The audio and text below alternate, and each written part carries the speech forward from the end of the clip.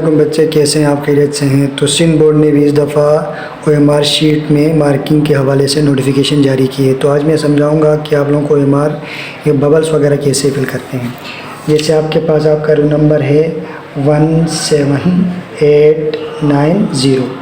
1 means अब क्या करना है, आपने इस 1 वाले बबल्स को क्या करना है, सही से फिलअप कर। इसके बाद 7 है तो मीन्स 7 को आप क्या करेंगे, ऐसे फिलअप करेंगे बच्चे। ठीक हो गया।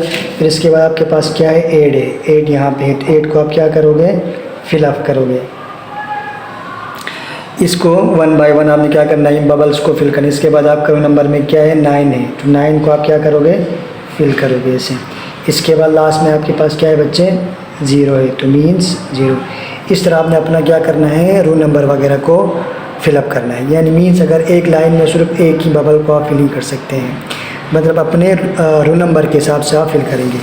यहाँ पे मैंने लिखा है देखो, कुछ बच्चे ऐसे फिल करेंगे तो मतलब वो सही नहीं होगा, कुछ ऐसे कर रहे होते हैं वो भी सही नहीं होगा। मीन्स आपको पूरे बबल्स को फिल करना है सही से। तो ये आपके पास क्या है, सही आंसर है। अब आपके पास आते हैं कुछ एमसीक्यूज़ आते हैं। पहला एमसीक्यूज़ जैसे जो भी आपके पास उसका ए वाला आंसर सही है तो आप क्या करोगे, ए वाले बबल्स को फिल करोगे। ठीक हो गया। अगर आपके पास ये कोई भी पेपर है, ठीक है ना, ये इस पेपर में क्वेश्चन नंबर 2 है, जो भी है, अगर उसका सी आपके पास सही है तो आप सी वाले को आप क्या करोगे, फिल करोगे। अगर तीसरे वाले एमसीक्यूज़ अगर डी सही है तो मींस डी वाले को आप क्या करोगे, फिलअप करोगे। तो ये है आपके पास, हमारे पास कुछ दूसरे बोर्ड्स के, फेडरल बोर्ड में भी ये चलता है, ठीक है ना। लेकिन ज़्यादातर सिंध बोर्ड्स में ये भी चल रहा है। ये वाला भी आपके पास सेम एज इट इज़ है। ये देखें यहाँ पे इन्होंने एमसीक्यूज़ दिया हुआ है और ये आपके पास ABCD। अब इन ABCD में से कौन सा आपके पास सही है। फॉर एग्ज़ाम्पल B है तो B पे हमने क्या कर रहे हैं बच्चे, B वाले बबल्स को हमने ऐसे करके फिल किया है। इसी तरह दूसरा एमसीक्यूज़ में यानी ABC देखें सीक्वेंस में लिखा हुआ है बच्चे, D सही है तो मीन्स D को हमने फिल किया हुआ है। ये एक पेपर है जो बच्चे ने पहले ही फिल किया हुआ है, वो आपको मैं दिखा रहा हूँ। तो इसी तरह इसमें देखो ये गलत किया था उसने। चौथे में देखें बच्चे इसका D सही था तो मीन्स इसको मैंने क्या किया, D वाले को फिलअप करवाया। तो ये आपके पास ऑब्जेक्टिव के हवाले से, ठीक है, ऐसे फिल करोगे, ठीक है ना। ये देखो यहाँ तक इस बच्चे ने फिल किया हुआ है, ठीक हो गया।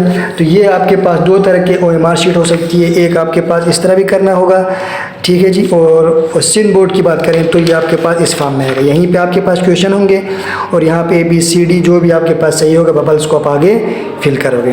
तो ये हो गया आपके पास ऑब्जेक्टिव। उसके बाद आते हैं आपके पास बच्चे क्या, सब्जेक्टिव कहना चाहिए। सब्जेक्टिव क्या है आपके पास, देखिए शुरू में आप नाम, डेट, पेपर वगैरह जो भी करोगे, ऑब्टेन मार्क्स जो भी हो, ये एग्जामिनर के लिए। इस तरह एक सोल्व पेपर में आपको दिखा रहा हूँ, एक बच्चे ने अपना पेपर सोल्व किया हुआ है ना, यहाँ पे देखें। लेकिन आपको मैं देखो जैसे यहाँ पे हर क्वेश्चन के पार्ट्स लिखे हुए हैं, इसी तरह आपने क्या करना है, सारे क्वेश्चन को इस तरह सोल्व करना है। यहाँ पे देखो आपको, यानी अब आपको हर क्वेश्चन के रखे हुए जितने आपने कर सके इतना ही करना होगा आपके लिए ना। ये देखें मतलब शॉर्ट क्वेश्चन ये है तो इस 2 का आंसर इतना, 2 इसका इतना आंसर, क्वेश्चन नंबर 2 के 8 का पार्ट इतना। तो ये जितने भी हैं आपके पास तो ये आपके पास दिया हुआ है, ठीक है जी। तो यहाँ पे भी देखो इस बच्चे ने भी अपना जो है रोल नंबर यहाँ पे फिलअप किया हुआ है, ठीक है। और ये जो है मार्किंग के लिए, ये एग्जामिनर के लिए, ये आपके काम का नहीं है बच्चों को, ये आपने सिर्फ फिल करना है अपना रोल नंबर वगैरह, क्लास वगैरह जो भी है ये। आई होप कि आप लोगों को समझ में आया होगा। अगर किसी को कोई बात समझ में नहीं आई तो बता दें और आप कमेंट सेक्शन में क्वेश्चन पूछ सकते हैं। अल्लाह हाफिज़।